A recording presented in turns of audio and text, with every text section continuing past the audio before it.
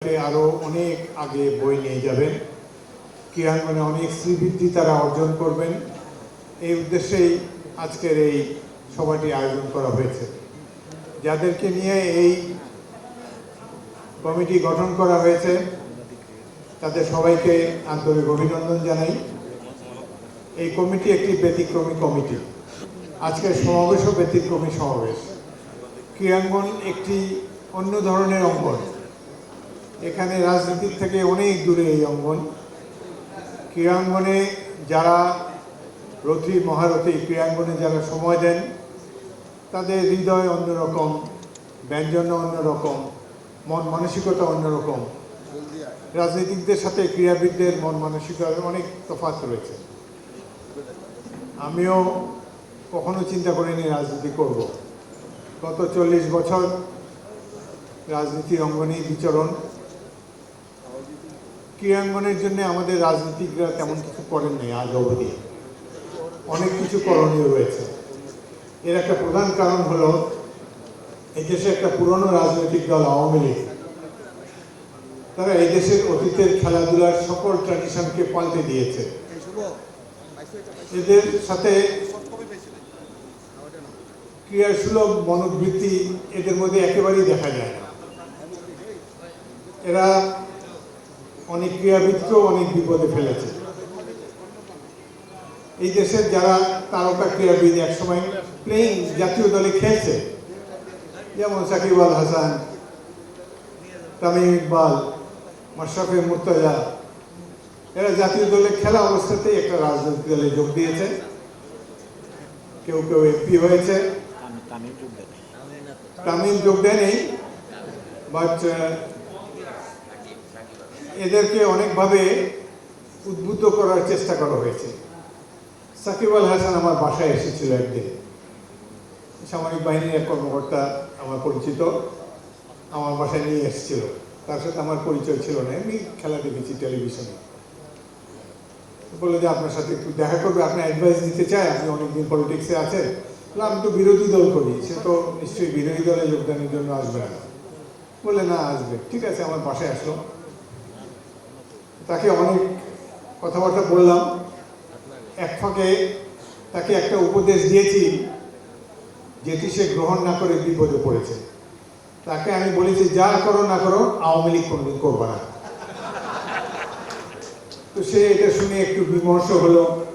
তার ধারণা আওয়ামী লীগে গেলে মন্ত্রী হবে, এটা হবে, ওইটা হবে, এমপি তো হবেই। আমি তাকে বললাম, দেখো, আমিও তোমার মতোই খেলোয়াড় ছিলাম, আমাদেরও পরিচিতি ছিল।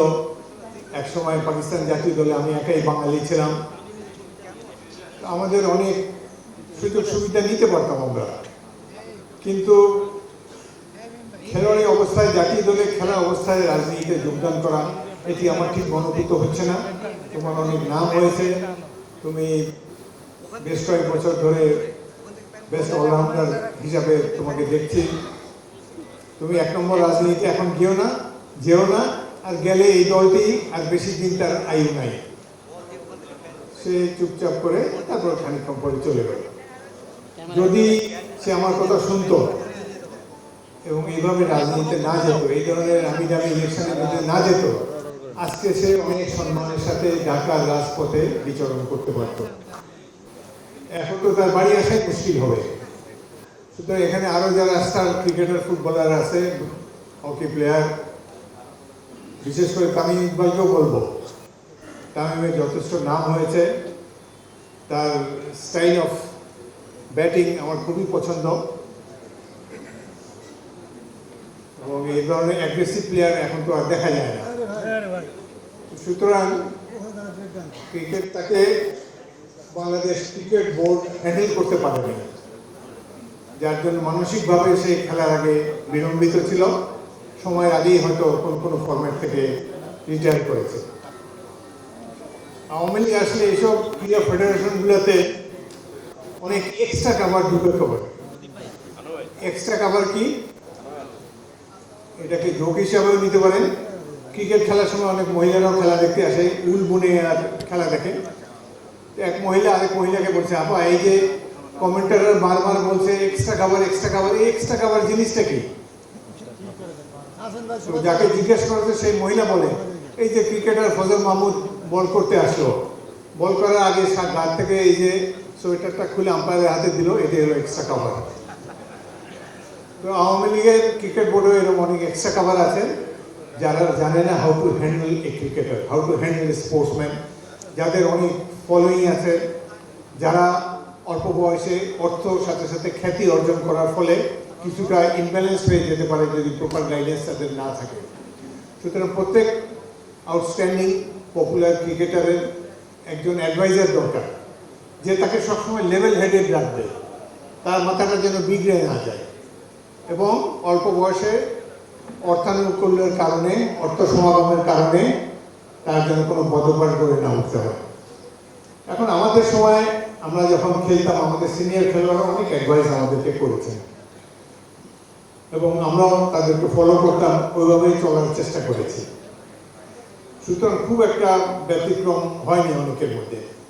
এখন খেলাধুলায় অনেক টাকা এসেছে, অনেক প্রভাব প্রতিপত্তি, তো সুতরাং যারা খেলোয়াড় তাদেরকে খেলার সুলভ মনোভাব সবসময় ধারণ করে থাকতে হবে। অল্প বয়সের কারণে বিচ্যুতি হওয়ার অনেক সুযোগ থাকে, সে সময় একমাত্র সিনিয়র ব্রাদার অ্যাডভাইজাররা, সিনিয়র খেলোয়াড়রাই জুনিয়র খেলোয়াড়দেরকে সঠিক পরামর্শ দিয়ে লাইনে রাখতে পারে। বাংলাদেশের খেলাধুলাকে এক কথায় নষ্ট করেছে এই ফ্যাসিস্ট আওয়ামী লীগ। আমি নিজেই তার একজন ভুক্তভোগী। 1970 সালে শেষ ম্যাচ পাকিস্তান খেলে ইরানের মাঠে, ফুটবল ম্যাচ। আমি সেই দলের অধিনায়ক ছিলাম। আমরা 3 জন বাঙালি ছিলাম, আমি, পিন্টু আর নুরুন নবী। তারপরে টুর্নামেন্ট শেষ হলো, মুক্তিযুদ্ধ শুরু হলো, 9 মাস যুদ্ধের পর দেশ স্বাধীন হলো। আমারও পরম সৌভাগ্য, একজন মুক্তিযোদ্ধা ছিলাম। আবার দেশ স্বাধীন হওয়ার পর আবার আমার পুরনো দল মোহামেডান স্পোর্টিংয়ের হয়ে খেলা শুরু করলাম। ঢাকা লিগ খেলা শুরু হলো। প্রথম 2টা ম্যাচে আমি 7 গোল দিলাম। তারপর জাতীয় দল সিলেক্ট হলো, আমি নাই। পাকিস্তানের অধিনায়ক ছিলাম, বাঙালির ধারে কাছে মাত্র 3 জন ছিলাম। আর 2 ম্যাচে 7 গোল দেওয়ার পর আমাকে জাতীয় দলে ডাকা হয়নি। কেন ডাকা হয়নি? আমার পিতা একজন চিকিৎসক ছিলেন, পাকিস্তান জাতীয় পরিষদের সদস্য ছিলেন, তিনি জাসদের সহসভাপতি ছিলেন। এই অপরাধে তাকে তো আর পায় নাই, পুত্র হিসাবে আমাকে এইভাবে তারা জাতীয় দল থেকে বের করে দিল। এবং কি বলবো, আমি সেনাবাহিনীর ক্যাপ্টেন, একটা স্টেটমেন্টও দিতে পারি না। ঠিক আছে, না হলে নাই, অনেক ভালো ভালো দলে খেলেছি স্বাধীন দেশে, যে দেশের জন্য যুদ্ধ করলাম, যুদ্ধে আহত হয়েছি, সেই জাতীয় দল যদি আমাকে স্মরণ না করে, ঠিক আছে। এই হলো আওয়ামী লীগের নেচার। একবার কি হলো, আপনাদের সময় আছে, ধৈর্য আছে শোনা? একবার ঢাকা একটা ক্রিকেট ওয়ার্ল্ড কাপ বা এই ধরনের একটা রিজিওনাল খেলার গ্রুপিং ম্যাচ হবে। সেই সময় বিএনপি আন্দোলনে হরতাল দিচ্ছে এবং সরকারের বিরুদ্ধে আন্দোলন গড়ে তুলছে। এই সময় এই ঢাকা স্টেডিয়ামে ভেন্যু হলো সে আন্তর্জাতিক ক্রিকেট ম্যাচের। তো সরকার একটু বেকায়দায় পড়লো, আমরা যদি হরতাল ডাকি তাহলে তো এই খেলা তারা চালু করতে পারবে না। তখন আওয়ামী লীগের তরফ থেকে আমাদের নেত্রী বেগম জিয়ার কাছে অ্যাপ্রোচ করা হলো, কোনো রকম এই খেলাটাকে চলতে দেওয়া যায় কিনা। বেগম জিয়া আমাকে এবং সাদেক হোসেন খোকাকে ডাকলেন, আমরা 2 জন গেলাম। তো উনি বললেন যে আওয়ামী লীগের কাছ থেকে তাদের প্রধানমন্ত্রীর তরফ থেকে আমার অনুরোধ করা হয়েছে, এই খেলাটি যখন চলবে আমরা যেন কোনো আন্দোলনের কর্মসূচি না দেই, কি বলেন? আমাকে বলল। আমি বললাম যে ম্যাডাম, আমি তো একজন সাবেক খেলোয়াড়, আমি মনে করি খেলাধুলাকে ডিস্টার্ব করা উচিত না। দেশের জনগণও খেলাধুলা দেখতে চায় এবং বাংলাদেশের ভাবমূর্তি যাতে ক্ষুণ্ণ না হয়, আমরা যদি অ্যালাউ করি যে খেলাটা হয়ে যাক, তাহলে আমাদের মর্যাদা আরও বৃদ্ধি পাবে। বেগম জিয়া বললেন, ঠিক আছে, আপনি যান, সন্ধ্যার সময় ক্রীড়ামন্ত্রী স্টেডিয়ামে মিটিং ডেকেছেন, সেখানে আপনি আর সাদেক হোসেন খোকা যান, গিয়ে আমাদের মনোভাবের কথা বলে আসেন। বিকালবেলায় সন্ধ্যার দিকে রওনা দিলাম। পথের মধ্যে সাদেক হোসেন খোকা বলে, আমি এদের সাথে দেখাই করতে যাবো না, আপনি জানেন, আপনি একাই যান। আচ্ছা ঠিক আছে। তো এখানে স্টেডিয়ামে আসলাম, ক্রিকেট বোর্ডের একটা অফিস ছিল এখানে, ক্রীড়ামন্ত্রী ছিল ওবায়দুল কাদের আর স্বরাষ্ট্রমন্ত্রী মোহাম্মদ নাসিম, তারা দুজন বসে আছেন। আমি যাওয়ার পরে মহা খাতির কুরবানি থেকে খাবার টাবার এনে ভালো ভালো খাবার খাওয়াচ্ছে, অনেক গুণগান করছে। হাফিজ ভাই আপনার খেলা দেখেছি, আপনি তো দুর্দান্ত প্লেয়ার ছিলেন, ডাবল হ্যাট্রিক করেছেন। আমি বলি নাই যে ডাবল হ্যাট্রিক করার পরে তো জাতীয় দলে যাবো নাই। তো যাই হোক, তারা বলে যে হাফিজ ভাই এখানে একটা বাংলাদেশ সবে ক্রিকেট খেলছে, এই সময় যদি খেলাধুলায় আমরা বাধা দেই তাহলে বাংলাদেশে একটা বদনাম হয়ে যাবে। তো আমরা চাই যে আপনারা এই খেলার যে কদিন চলবে এই কদিন আপনারা কোনো কর্মসূচি দিবেন না। আমি বললাম যে ঠিক আছে, আমাদের নেত্রীর সাথে আমি কথা বলে এসেছি, তিনি অত্যন্ত ক্রিয়া মনস্ক, আমি নিজেও সাবেক খেলোয়াড়, বিএনপিতে অনেক সাবেক খেলোয়াড় আছেন। তো ঠিক আছে, আমরা খেলাধুলায় কোনো বাধা দিব না, আপনারা খেলাটা ঠিকভাবে আপনারা আয়োজন করেন। তাদের মধ্যে থেকে একজন সম্ভবত মোহাম্মদ নাসির বলল, হাফিজ ভাই একটা জিনিস আমরা চিন্তা করে দেখলাম, খেলাটা সেমিফাইনালও হবে ফাইনালও হবে, আমরা চাই সেমিফাইনালে বেগম খালেদা জিয়া প্রধান অতিথি থাকবেন আর ফাইনালে প্রাইম মিনিস্টার শেখ হাসিনা প্রধান অতিথি থাকবেন। আমি বললাম ঠিক আছে, আপনারা যদি চান আমাদের আপত্তি নেই। এইভাবে তাদেরকে আশ্বস্ত করে দিলাম যে খেলার সময় আমরা কোনো কর্মসূচি দিব না। এবং শেষ হওয়ার পরে সাংবাদিকরা ঘিরে ধরল, তাদেরকে বললাম যে না, আমরা খেলাধুলাকে ভালোবাসি, এর সাথে দেশের বাণিজ্য জড়িত, আমরা খেলার সময় কোনো ধরনের কর্মসূচি দেব না। Awami League fail great relief, তারা খুব রিলিফ, খুশি, এই সেই। তারপরে খেলা হলো, কোথায় প্রধান অতিথি কোথায় বিশেষ অতিথি, কোনো একটা কার্ডও পাঠায় নেই, খবরও দেয় নেই, কিছুই না, চলে। তো এই হলো আওয়ামী লীগ। এইভাবে যখন বলে না কি খাল পার হয়ে গেলে তখন আর মাঝিদের তখন কোনো মূল্য থাকে না। এরা খেলাধুলার লোক না, রাজনীতিকে তো কলুষিত করেছে, খেলাধুলাকেও নষ্ট করেছে। সারা পৃথিবীতে ফুটবল তো এখনো সবচেয়ে জনপ্রিয় খেলা। প্রত্যেক টপ ফুটবল টিম হলো সেই শহরের নামে, মাদ্রিদ, বার্সেলোনা, ম্যানচেস্টার, যে কোনো সব জায়গায় সব শহরের নামে বিভিন্ন ফুটবল টিমের নাম। বাংলাদেশের টিমের নাম শেখ কামাল, শেখ জামাল, শেখ রাসাল, এগুলো হলো ফুটবল টিম। তো এই দেশে খেলাধুলার ট্র্যাডিশন উঠবে করতে, যারা খেলাধুলা চালায় নিজেরাও কোনোদিন খেলাধুলা করে নেই, জানেও না, ক্রিয়াঙ্গনের ট্র্যাডিশন সম্পর্কে কোনো ধারণা নেই। যাই হোক, এই পরিবেশের মধ্যে দেশের সব কিছুই তো ধ্বংস হয়ে গিয়েছে। আজকে আমরা যেখানে এখানে বসেছি, 17 বছর সংগ্রামের পর এই মাফিয়া স্বৈরাচারের অপসারণ হয়েছে, কিন্তু দেশটা এখনো মুক্ত হয়নি। আমরা নিজেরাই তো ঝুলন্ত অবস্থায় আছি। 17 বছর সংগ্রাম করলাম একটা সুষ্ঠু নির্বাচনের জন্য, ওই নির্বাচনের তো কোনো নাম নিশানা দেখতে পাচ্ছি না। এবং ওয়াকিবহাল ব্যক্তিরা বলছে আগামী 2-5 বছরের মধ্যে নির্বাচন হওয়ার কোনো সম্ভাবনা নেই। তার কারণ বর্তমান সরকার নির্বাচন চায় না। তারা মুখে এটি বলে না, কিন্তু তাদের অঙ্গভঙ্গি, অন্যান্য কথাবার্তায়, উপদেষ্টাদের কথাবার্তায় আমাদের মনে প্রতীতি জন্মেছে যে এরা দেশের গণতন্ত্রকে আবার পূর্ণমাত্রায় বিকশিত হওয়ার সুযোগ দেবে না। প্রফেসর ইউনূস জগৎ বিখ্যাত ব্যক্তি, আমরা তাকে ওয়াদা করেছি তাকে সবসময় আমাদের দল থেকে আমরা তাকে সমর্থন দেব।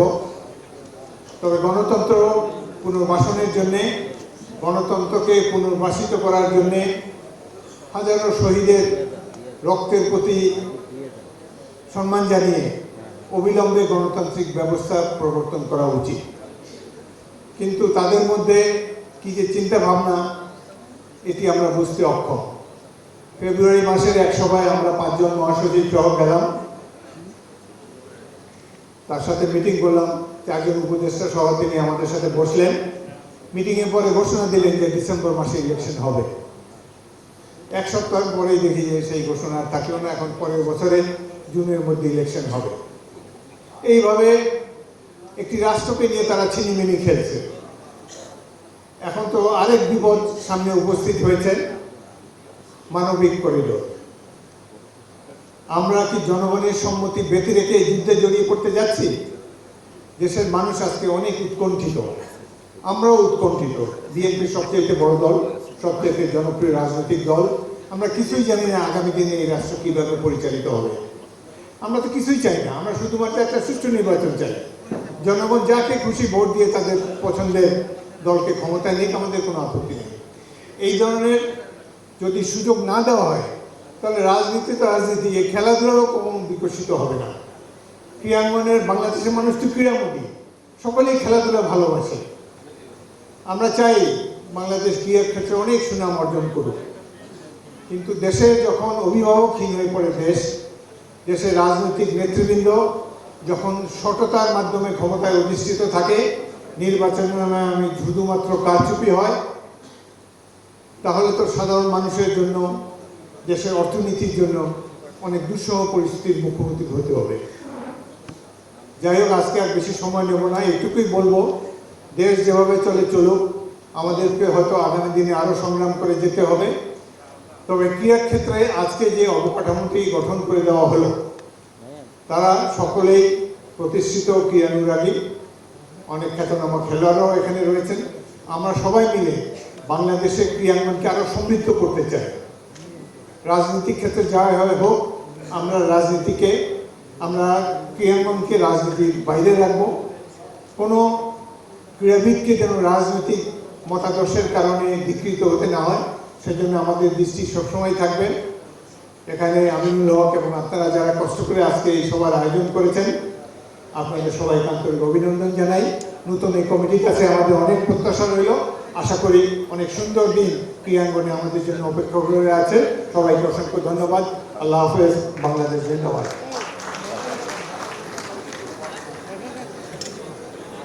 উপস্থিত